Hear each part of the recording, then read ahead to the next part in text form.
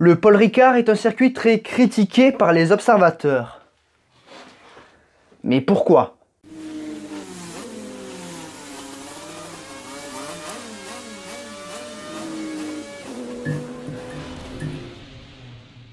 Ce week-end, la Formule 1 fait escale au Paul Ricard pour le Grand Prix de France. Circuit historique pour le sport auto français, mais beaucoup décrié par les observateurs. Très reconnaissable avec ses bandes bleues et rouges qui sont autour de la piste, il ne passe pas inaperçu. Et si on se réfère aux courses de 2018 et 2019, il ne faut pas s'attendre à beaucoup de spectacles ce week-end. Mais est-ce que le Paul Ricard est un mauvais circuit ou juste un circuit améliorable? C'est ce qu'on va essayer de voir dans cet épisode.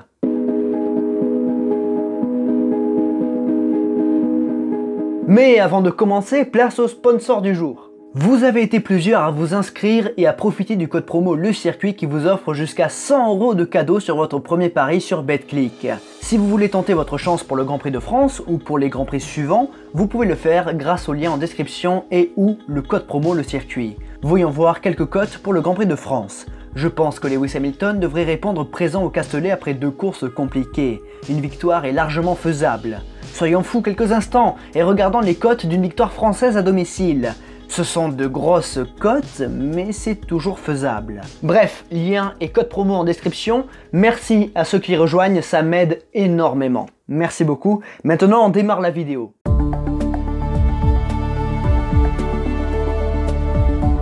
Ce circuit est situé dans le Var, entre Marseille et Toulon, non loin de la commune du Castellet. Cette piste a été bâtie de 69 à 70 à côté de l'aérodrome de quelques années plus vieux. Paul Ricard a financé ce projet et a confié le design à des pilotes de renom comme Henri Pescarolo ou encore Jean-Pierre Beltoise. C'est donc une piste de 5,8 km pour le layout le plus long qui voit le jour avec des infrastructures ultra modernes pour l'époque, ainsi qu'un cadre très attrayant pour un Grand Prix. La Formule 1 s'y invite dès 1971 et après quelques alternances avec d'autres circuits, le Castellet devient l'hôte permanent du Grand Prix de France jusqu'en 1990. Il accueille également d'autres disciplines comme le MotoGP de 73 à 99 ou le bol d'or pour les 2 roues. Bref, avec Le Mans, le Paul Ricard est le temple du sport mécanique en France. Mais à la fin des années 80, sous l'impulsion de François Mitterrand, le circuit de Manicourt est construit et remplacera le Paul Ricard pour la tenue du Grand Prix de France dès 1991. En 99, le Paul Ricard est racheté par une société de Bernie Ecclestone et entame une transformation qui aujourd'hui pour les Grands Prix fait polémique.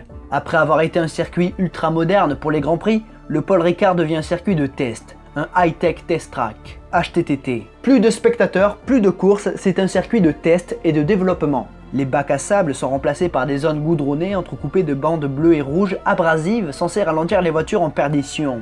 Tout cela est mis en service en 2002. En 2008, Gérard Neveu devient le directeur du circuit du Paul Ricard et annonce la réouverture au public ainsi que le retour des compétitions officielles sur le circuit du Castellet. Mais le circuit, enfin plutôt la piste et ses infrastructures ne sont pas modifiées. En 2009, les courses reprennent. En 2011, le projet de retour du Grand Prix de France au Castellet est lancé et celui-ci aboutira en fin d'année 2016 où le Grand Prix de France est annoncé officiellement au Castellet. Le layout de 5,8 km est logiquement choisi car c'est ce dernier qui accueille la majorité des compétitions internationales et continentales. Le 24 juin 2018, le Grand Prix de France fait son retour au Castellet après 28 ans d'absence et les problèmes surviennent immédiatement. Quels sont-ils ?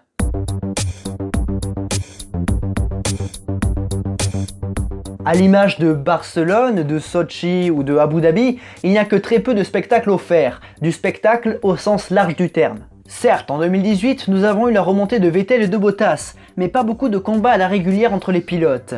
En 2019, pareil, le spectacle était dans les 2 premiers ou les 2 derniers tours de course, notamment avec la bataille à 4 entre Hülkenberg, Ricciardo, Raikkonen et Norris. Mais bataille qui a fait polémique pour les track limits. On va y revenir. Mais d'abord, pourquoi les pilotes ont tant de mal à se dépasser sur cette piste ?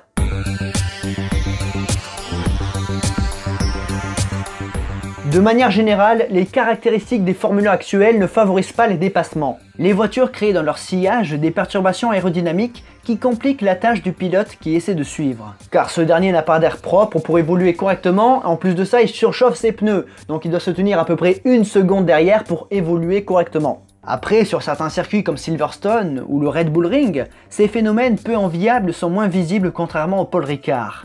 Le premier secteur est à moyenne et basse vitesse. Les pilotes vont donc subir des perturbations et devront relâcher. De plus, les virages lents contribuent au phénomène de l'accordéon. Mais derrière, il y a une zone de pleine charge, la ligne droite du Mistral et sa zone de DRS. Les pilotes peuvent revenir sur leurs rivaux de devant mais sont souvent trop loin pour tenter une attaque à la chicane du Mistral. Chicane qui voit son existence souvent remise en question. Sans elle, on aurait plus de dépassements, mais des dépassements au DRS. Après le DRS, on peut toujours l'enlever et je pense que ce serait une bonne solution. En plus, sans la chicane du Mistral, la ligne droite du Mistral conserverait son ADN. Cette chicane est aussi le seul spot de dépassement du circuit actuel, bien que ce soit difficile. Mais ce qui tranche, ce sont les tribunes installées ici qui permettent aux spectateurs de bien voir les voitures. Donc financièrement intéressant et sportivement discutable. Bref, la courbe signe se passe à fond sans réfléchir et on rentre ensuite dans la portion technique. Et qui dit portion technique, dit perturbation aérodynamique. Le double droite du Bossé, puis la courbe du Bain d'Or empêchent clairement les voitures de se suivre. Pareil pour le virage du lac qui ne permet pas une attaque kamikaze au dernier virage et qui laisse suffisamment d'espace entre les pilotes pour ne pas s'attaquer aux virages 1 et 2. Maintenant, quelle est la solution? Faut-il modifier le tracé ou modifier les voitures? Eh bien, je pencherai plus vers la deuxième option, même si la première n'est pas à négliger non plus. Oui, parce que c'est à peu près le même schmilblick pour tous les circuits de la F1 actuelle. C'est pour ça que les voitures vont évoluer en 2022. En ce qui concerne le tracé, je serais d'avis de changer ou en tout cas de modifier quelques petits trucs. Avec 167 solutions possibles, c'est quand même la tuile d'avoir un layout si peu spectaculaire. Il y a peut-être mieux à faire, surtout au virage de l'Hôtel, à la Sainte-Baume et au Mistral, si vous voulez mon avis. En revanche, le tracé du circuit n'est pas si mauvais en soi, c'est pas le plus technique, mais c'est pas du tout le plus soporifique. En revanche, il y a une chose qui contribue au manque de spectacle au Castellet.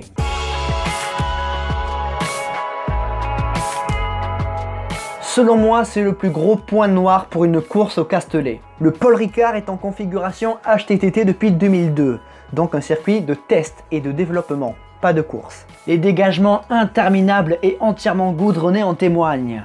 L'erreur n'est pas naturellement sanctionnée ici. Cela étant, ça a aussi du charme, qu'on aime ou qu'on n'aime pas, c'est la signature du Castellet. Maintenant, je suis sûr qu'il y a un entre-deux. Depuis un petit moment, je vous dis qu'il faut mettre une bande d'herbe de 2-3 mètres à côté des lignes blanches. Comme ça, les pilotes seront dissuadés de vouloir couper et sortir des limites. Et en plus de ça, ce serait plus clair et ce serait enfin plus tranquille pour les limites de piste. Et en plus, ça conserverait l'aspect sécuritaire du circuit. Une bande de 2 mètres, on se rate, on passe par le goudron et ensuite on revient. Mais si jamais on se rate, le goudron est là pour arrêter. En tout cas pour ralentir. Et enfin, les bandes bleues et rouges seraient toujours là, donc l'identité du Paul Ricard serait conservée. Les track limites sont chiantes comme c'est pas permis, et en ce moment on n'entend que ça. Donc si on pouvait résoudre le problème, ça serait cool. Une bande d'herbe de 2-3 mètres. Mais y a-t-il vraiment que des points négatifs à dire sur ce circuit? Bien sûr que non.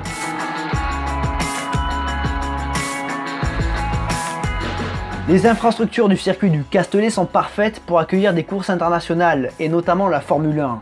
Moderne, esthétique et historique. La situation géographique est également un point fort pour le circuit. C'est l'un des plus beaux coins de France avec des températures agréables. Marseille et Toulon ne sont pas bien loin, c'est un cadre qui peut faire rêver, en tout cas plus que Manicourt à mon avis. Et pour finir, le côté historique du tracé est également un point fort. Comme je le disais tout à l'heure, c'est avec le circuit des 24 heures du Mans, le temple du sport mécanique en France.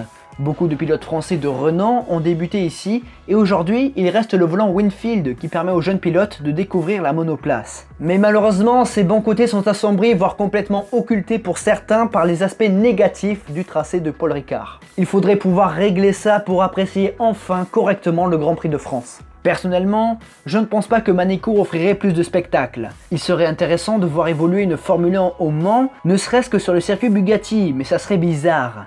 Donc le Castellet semble être la meilleure solution pour le Grand Prix de France. Mesdames et messieurs, nous arrivons au bout de cette vidéo sur le Paul Ricard. On est un petit peu sorti des track limites parce que j'ai pas franchement l'habitude de faire ce genre de vidéo. En tout cas, j'espère que ça vous aura plu. Si ça vous a plu, n'oubliez pas de vous abonner, d'activer la cloche, soyons fous. Mais en tout cas, de liker, de commenter, de partager. C'est comme ça que vous dites aux autres, ça, c'est une bonne vidéo. Si ça ne vous a pas plu, il reste toujours l'option du pouce comme ça, mais ne vous sentez pas obligé. Voilà, j'espère que... Qu'est-ce que j'ai d'autre à dire? Oui, pensez-y parce que c'est très important. Regardez ce côté... À ma droite, du coup, sur la gauche de votre écran, il y a des logos. C'est quoi ces logos? C'est pas juste là pour faire joli, ils sont là pour vous dire que je suis présent sur Instagram, sur Facebook, un petit peu moins qu'Instagram, sur Utip et sur Discord. Ceux qui ont fait des dons sur Utip ou qui ont acheté des produits sur le shop Le Circuit, vos noms s'affichent en bas de l'écran. Je vous aime, vous êtes les bestes. Tous les liens sont évidemment dans la description, tout comme le lien de la chaîne secondaire, la piste qui vous attend pour des vidéos complètement fuckées ou alors qui n'ont absolument aucun sens, ou alors un petit peu. Mais ça, c'est vous qui voyez. Surtout, n'oubliez jamais, le plus important, c'est de continuer d'aimer le sport auto, continuer d'aimer le Paul Ricard. À la prochaine. Il y a forcément un truc à faire. Il y a forcément un truc à faire. Franchement, j'aime bien c'est le S de la verrerie, le premier. J'aime bien comment ça monte et comment ça redescend. Ça donne un petit peu de challenge, la voiture qui se déleste et tout. C'est intéressant.